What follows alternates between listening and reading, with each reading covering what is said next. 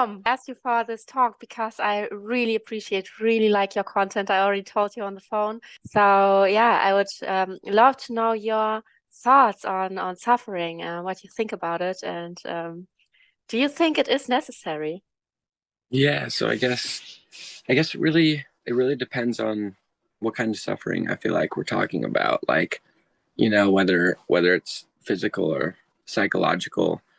And I think just to get like the physical out of there, I think that like physically we do have to suffer because it provides like limitations for our physical form. If I didn't feel pain, I wouldn't know that I couldn't jump off of a cliff and we wouldn't Yeah. be we wouldn't be here. Yeah. But psychologically, um, I think that it's pretty complex just because we're so complex. Um, Mm, I think that suffering for humans, at least in our experience, is going to be unavoidable. Just because the way that we process information, that we've learned to process information through our past and everything, I think that it's going to be really hard to like not suffer. Like, I hmm guess I wouldn't necessarily 100% say suffering is a choice, but I do think that it is possible to reframe our minds to how we view suffering. And I guess if we Yeah. were to view suffering as like uncomfortable situations, I think that we'll never be able to avoid them. But if we are able to reshape our mind to view suffering or view uncomfortable situations as room for growth, events that we can grow in. Like, for example, I just lost my truck and I could sit here and think about how I should have my hmm truck or how it could be differently. Or I can take what I have, which right now is no truck, and what Yeah. what can I do with that? And what I've been doing is working more to get the money to fix it. And I guess we can look at that as like an area for growth, or I can psychologically suffer about what I don't have, what I should have. You never know if the thing that you want is actually beneficial for you or not. So maybe there's even a deeper sense in not having it. We don't know. Yeah, that's a very good point. It's like it's super interesting. When I moved into my tiny house, I had thought that it was going to be like life changing moving out on my own Yeah. and away from my parents. And I took all my feelings with me when I switched houses.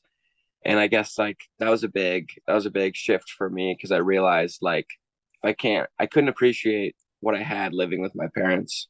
hmm And so it was hard for me to leave my parents and appreciate what I had on my own.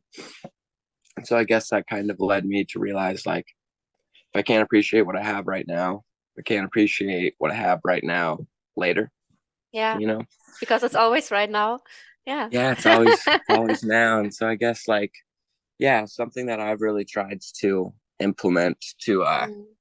help my psychological suffering is just being more accepting of where I'm at rather than think about where I think I should be. And I guess the more sensitivity I've built to be able to experience what I'm actually experiencing has led me to psychologically suffer a lot less. What I just thought was, even when we talk about physiological suffering, when we know we shouldn't jump off a cliff or we shouldn't touch something extremely hot, for example, um, what what's our sign for that is pain. It's actually not suffering because suffering would would mean that we keep our hands in the oven, for example, although it's super hot. So for me, I just thought suffering would begin when we irrationally keep doing something which is painful without learning from pain. So maybe there is still a separation between pain and suffering. So and on physical and also on a psychological level because also I can experience pain. So something didn't work out the way I wanted to, or yeah, someone insulted me, whatever. So it can feel painful, but I have the choice probably between um, staying in pain and suffer or between changing my perspective on this pain and learn from it. Yeah, that's a super good point. I've often thought that for myself, like why do I experience something, Mm-hmm. not necessarily have a positive experience and do it Yeah. again, or or vice versa. Why do I experience something, have a super positive experience, and then not do it again? You Mm-hmm. know, not like go more step more into that. And I think like I guess for me, I often feel like I have a pretty busy schedule, and Mm-hmm. I feel I guess sometimes I get wrapped up in things that I don't necessarily want to be doing, but I feel like I should be doing.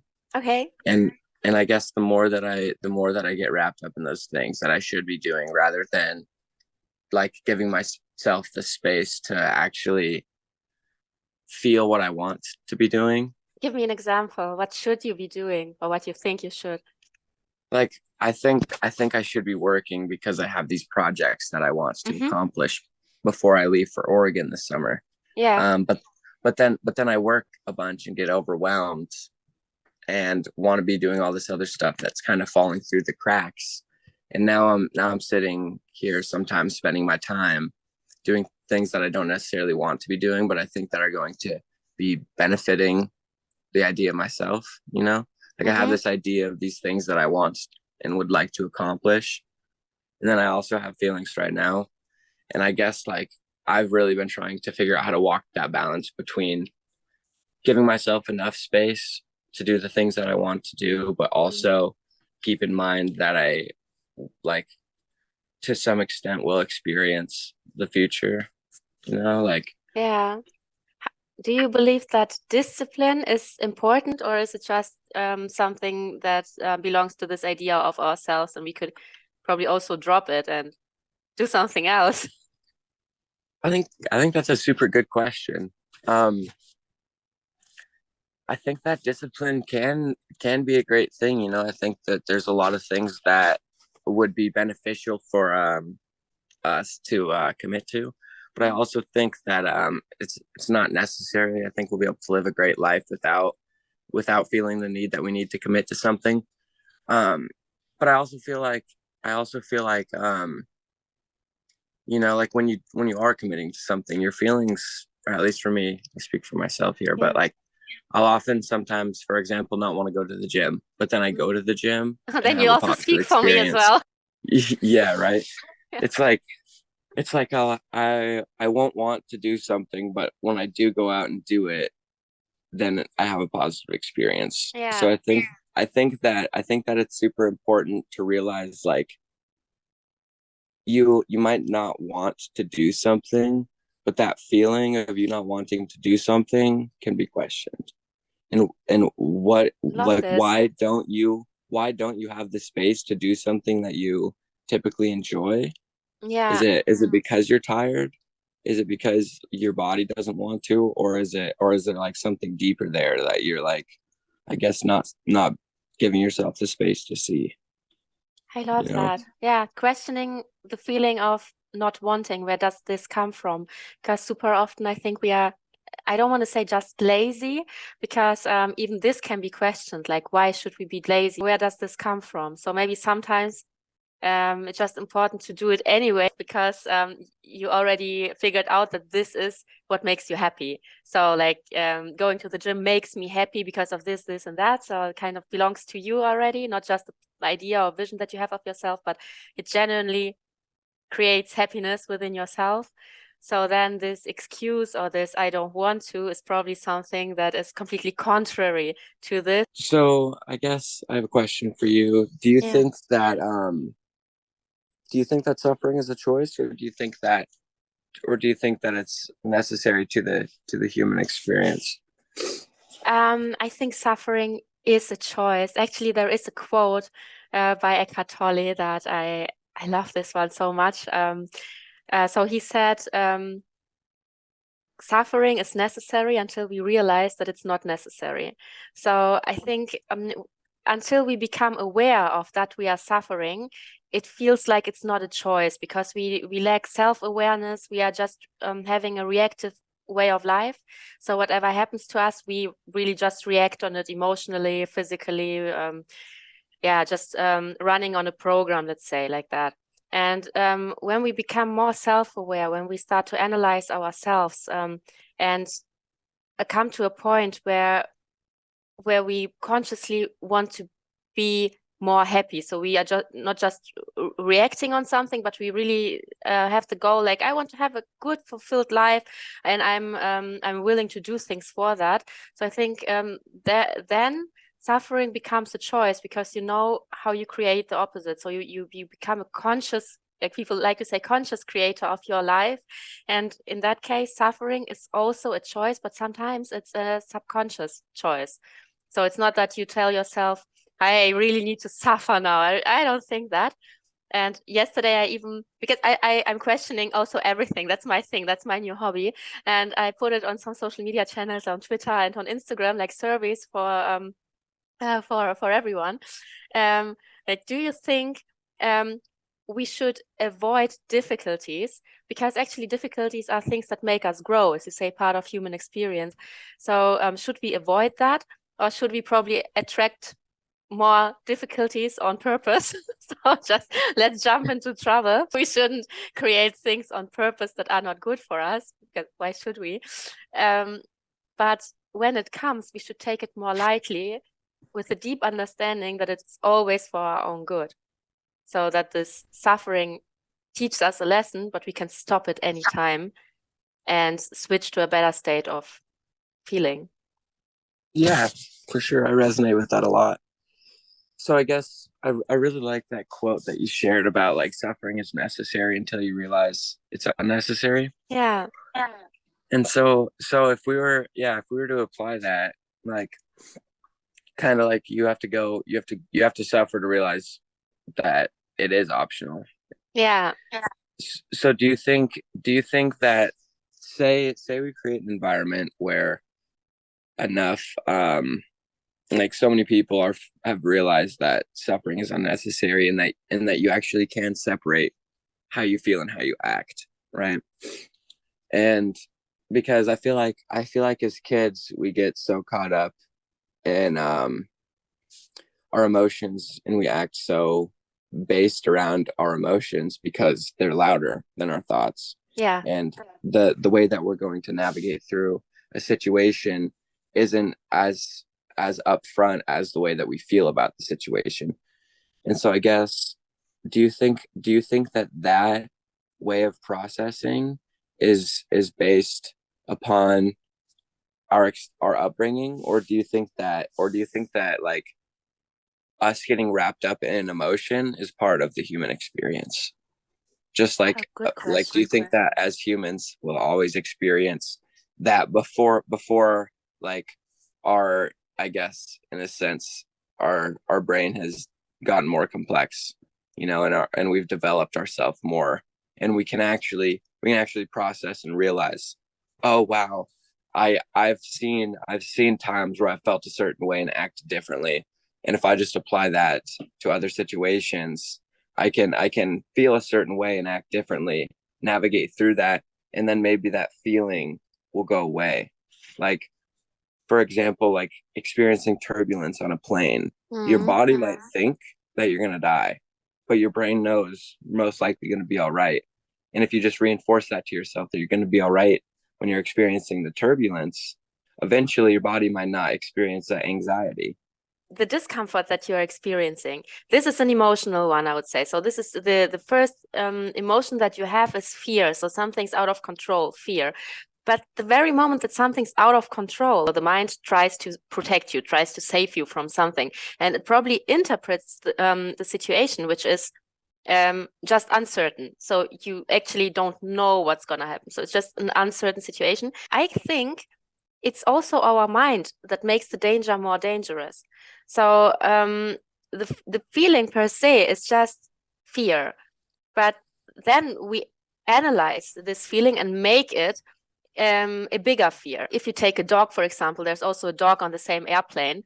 Um, Most likely, the dog wouldn't have all these thoughts So what could happen? It's just nervous. It's just a little bit less conscious probably, or less aware of what could happen. It's just nervous. And maybe it's stressed, but I think we can stress ourselves way more by already playing the scenarios in our head about what are the consequences. That's why the feeling itself is loud. And I really love this, that emotions are louder than thoughts. The first one, yes, but I think because they are so loud, the mind jumps in and it shapes it into something. The mind tells a story immediately, and this escalates emotion or de-escalates them. And that's why I believe that it's very important to teach the mind to make a decision which next emotion will be more beneficial for us. Because even if there is a problem with the plane, let's say, so the idea is, how can we stay present enough to de-escalate the situation and to make the best out of it? Because there are several options. There's the option to be scared, to be in panic, I don't know, to punch people, to be just irrational. You could also try to help. Yeah, for sure. Do you think that we experience emotions based around, like, I guess, what do you think brings up an emotion? Why do you think that the emotions are a reflection of the inner narrative, or do you think that the inner narrative is influenced by emotion? I love this. Good question. Definitely, emotion is a reaction, right? So it is a reaction to something that already exists. So there must be already a story, a base, or a self-concept that you react emotionally to. I think that love, for example, is a core emotion, and you don't necessarily need a trigger for this. Same as fear. I also believe is a core emotion, that because you can be just scared as a baby, for example, when you're left alone and you're scared and you don't understand what's happening. So just nervous, like the dog in the plane. Say someone that's suffering from, like, say someone who is psychologically suffering and that they don't feel like it's necessarily a choice, right? Mhm. How, I guess, how would you recommend that they help, or they work through that feeling when it is so much louder than the thoughts they're having, you know? Yeah, there are many different ways, and I think it really depends on the person and the person's self-concept, which advice is probably the best one. I really like this questioning of the self-concept. So if the person is open-minded and already in touch with these kind of spiritual topics, for example, we can start questioning the self-concept, and we can start like checking if these emotions are the feelings of this person, or if they just occur from this self-concept. So this could be a method. Another method which I like, and which I also train with other people, is that I try not to invalidate the feelings, although they are not yours. So let's say you suffer from something, and I understand it feels heavy. If it's heavy, it's your self-concept, it's not you. So, but still the feelings are there. So I would guide this person to feel the feelings, because this is something that many people don't learn. So normally we hide away from feelings. And when we hide away from them, because we don't know how to process them, so what will happen, we're just afraid of our own feelings, like looking in the mirror and being scared. And we don't really learn how to deal with that. So I really like to sit down with people and to guide them through pain, to just feel it with them. So then it's suddenly not that scary anymore. It's suddenly not that terrible anymore, because even when you're extremely sad, in the deepest sadness that you can imagine, or in your deepest anger, and you are forced to feel it, I promise it gets lighter after seconds, minutes, but it gets better very, very, very quickly. Yeah. Or Yeah, also a nice quote for this by poet Rumi, said the cure for the pain is in the pain. And that's super true. Just when you go deep down into it, it's suddenly gone. But you need the courage to do that. Yeah. yeah, yeah. I've heard another one that I like. is like what you resist persists. Ah, yes, definitely. And it persists in ugly ways. People who get sicknesses, who get mental problems, even physical problems. So do you think that psychological suffering is a big is pretty much just a reflection of the relationship that you have with yourself? Yeah, with yourself and with the present moment. It's your Yeah, resistance to it, I would say. for Yeah. sure. I agree. I think that oftentimes suffering is dependent on how seriously you take yourself, or Oh, more so definitely. the Yeah. idea of yourself. Yeah, and I Yeah. guess the less seriously you can take that idea, the less you're going to psychologically suffer. Yeah. Oh, that's so true, and that's so funny because I think I don't take myself seriously at all. So I'm laughing over myself the whole time. And I think many people who experience me like in in the wild, they think, yeah, this girl probably has some issues. But at the end of the day, because I don't take myself seriously, that's why I would say I don't have this kind of issues. I mean, we all have, right? But nothing that is comparable to real suffering. Yeah, yeah. It's interesting, like just why I've been thinking about like as as animals, we experience slash think we experience the most amount of suffering, and that's Yeah. the issue there. Probably is that is like most other animals are more wrapped up in the now, and we're so much more wrapped up in ourselves. We're probably thinking about ourselves 99% of our lives, and Definitely. because of that, Yeah. the idea of ourself suffers so drastically for some people. And I guess, yeah, like, I guess just, yeah, building that relationship with yourself and really creating yourself the space to realize, like, who is the one that's suffering? Oh, Is it that's good. actually me? Or is it the idea that I hold of myself? You know, like, am I Love this. suffering because I'm genuinely impacting myself, or am I suffering because this idea that I have for myself slash other ideas that I think people have of me is getting Yeah. impacted? I love this. Yeah, but what happens if you take the I out of the concept? If you take this idea of self out of the story, would you still be suffering? Yeah, man, that's just so it's so tough to be able to think about, Yeah. just because it's pretty hard for me at least not to be able to think about myself always, you know? Like I definitely get wrapped up in myself a lot. Um but yeah, I mean, I think that if we were to be able to completely separate the idea of ourself and just take it as a grain of salt always, I think that I think that we would suffer a significant amount less. I think that I think it'd be so hard to not be able to view ourselves minorly separate, just because of like the level of our complexity, you know, like I feel this connection to my body because it's what I see through, it's what I experience from. I feel like um yeah, so I guess removing that connection, or finding a way to be more intimate with everything else, I think would be a strategy, I guess, to get to that point. Um yeah. Yeah. Maybe it's a matter of balance also, because obviously we experience this separation. So there is a reason for separation. So being wrapped up in the mind and thinking about yourself the whole time is part of this. I don't think it's necessarily bad. It's just that we can remember that it's not all that is. I think maybe it's okay to be separate and to have this experience. Otherwise, it wouldn't exist. So if it wasn't okay, it wouldn't exist. So it's there.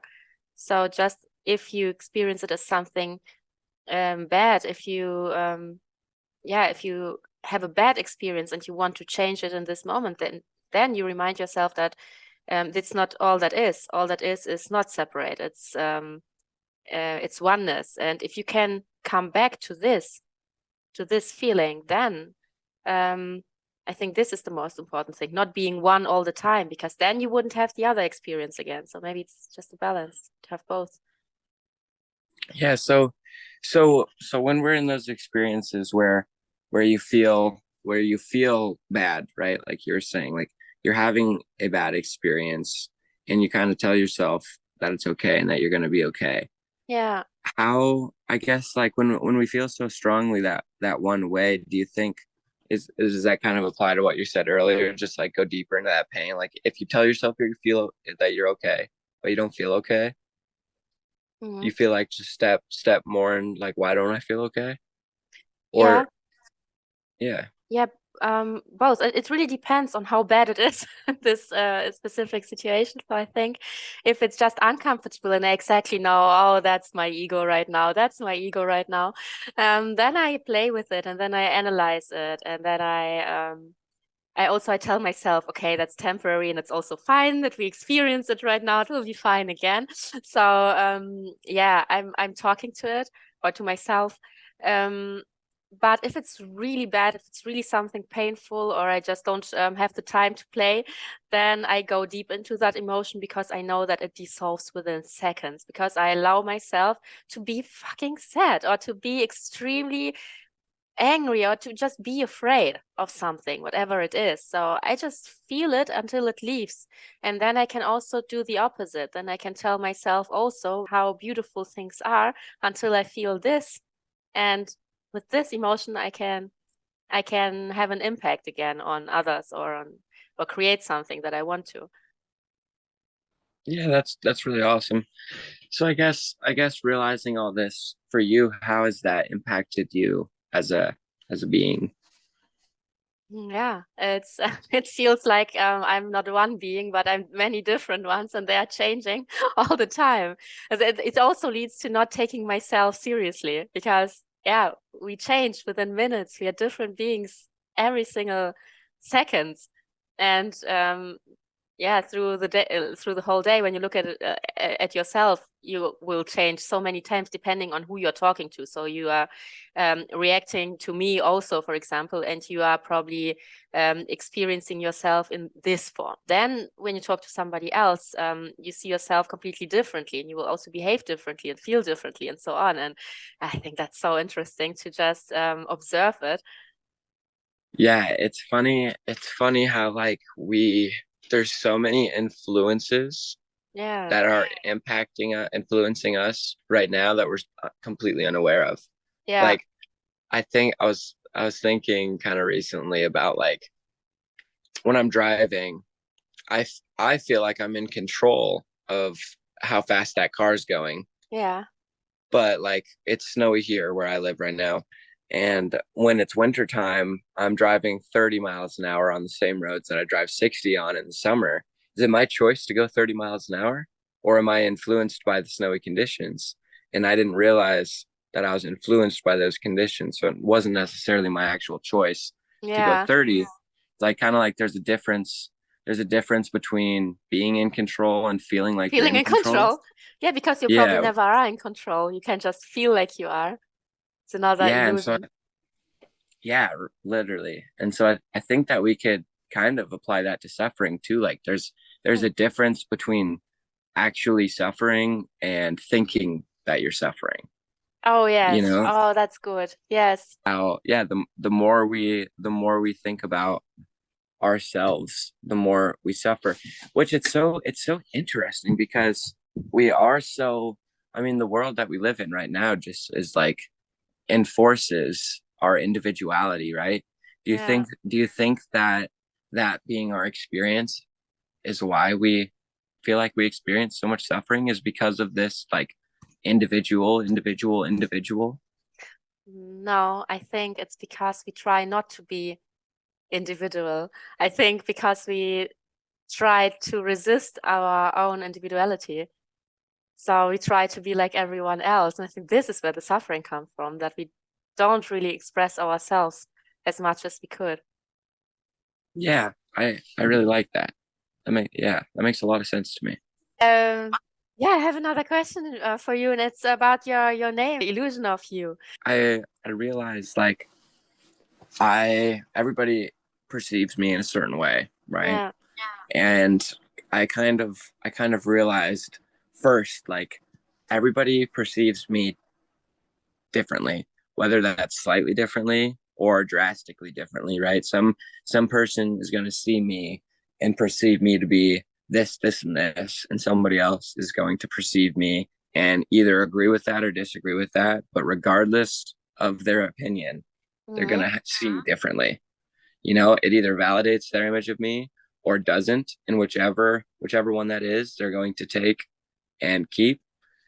And so I guess like I kind of realized that and realized like, wow, like kind of all these people have different ideas of me. And then deeper down the road, I realized that includes myself. I have this idea of myself Yeah. that is different is different from everybody else's idea of me. It's like all these people have these individual ideas, none of which are the same, including my own. Mm-hmm. And kind of just like, yeah, realizing that I'm not an idea. I'm so much more than an idea. And kind of like stepping more into like, I don't really know what I'm capable of doing.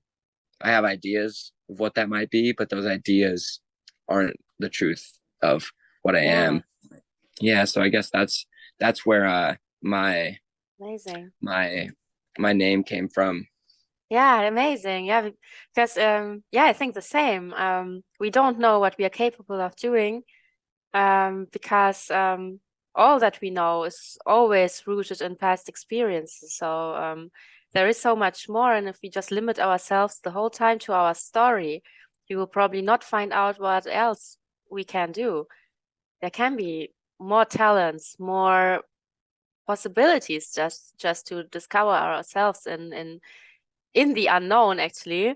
But if we always stick to this concept that is all that's only there because of an experience that we already had, we will never find out what else is out there. I think it's so we're so quick to assume in like just in everything. Like we assume because people behaved a certain way once or in the past that they will continue behaving that certain way.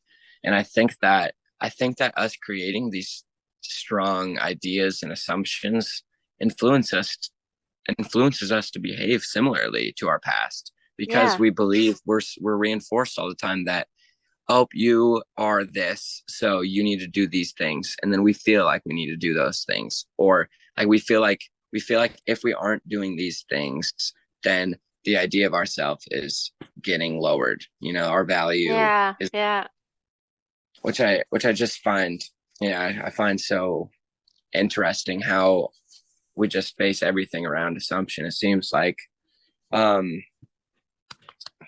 forgot where I was going.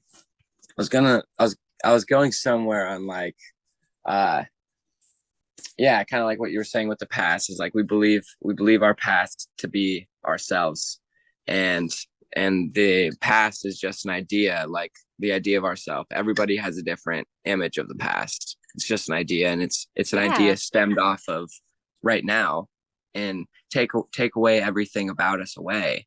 I'm still here as me, definitely. you know, and so It, I guess yeah, like the past is only as real as the idea of yourself is. And if you can so realize that so it's not. everybody, yeah, literally. So it's like Yeah, however real you take the idea of yourself is how real I feel like we are capable of taking the past, you know?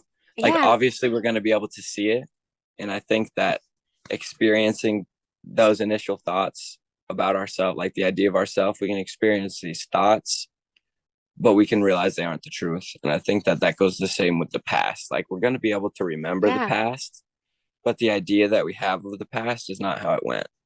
Exactly. We are just remembering a version of the past because also you're remembering, for example, you will remember this talk, but when you watch the video later, maybe you will see many different other facets of it.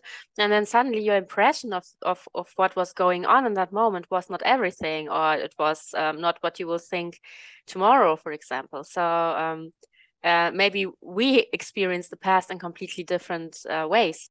What could happen, or what assumptions could we make if we just imagine a different past, for example? So if we consciously um, convince ourselves that we had a different past, So we invent something. Let's say we invent a past for ourselves, and we convince ourselves so much of it that probably we will have a different self-concept. Therefore, we'll probably make different assumptions, and therefore we'll probably have a different experience. It's so crazy, just like, yeah, different, how many different options there are for life. Yeah. Like it's crazy when once you start like kind of questioning your habits and yourself, just how much space and opportunity there is for different approaches, like Yeah. one thing that I've realized for myself recently is I have this habitual pattern of just rushing through things. Hmm. And it's just like I just am like, get to the next thing, get to the next thing, do the next thing. And it's like, why? Why am I rushing? And I just like have recently been trying to like be attuned with that, and like Yeah. create myself the more patience. And I think that once again it wraps back into the ideas that I carry with things. Like while I'm at work, I have an idea that it's going to be better to be at home. And so I'm going to rush through my closing to get there. But then I get home and it's like, damn, I wish I wouldn't have rushed through that closing. Yeah. Yeah. It was fun Good. talking. It was a really nice I hope that talk. we can I hope that we can chat again if you ever want to talk about another topic or I would anything. love to. Super Yeah. open. I would love to. Thank you very much for your time. Yeah, thank you for inviting me. No, All right, take care. you too. Bye bye.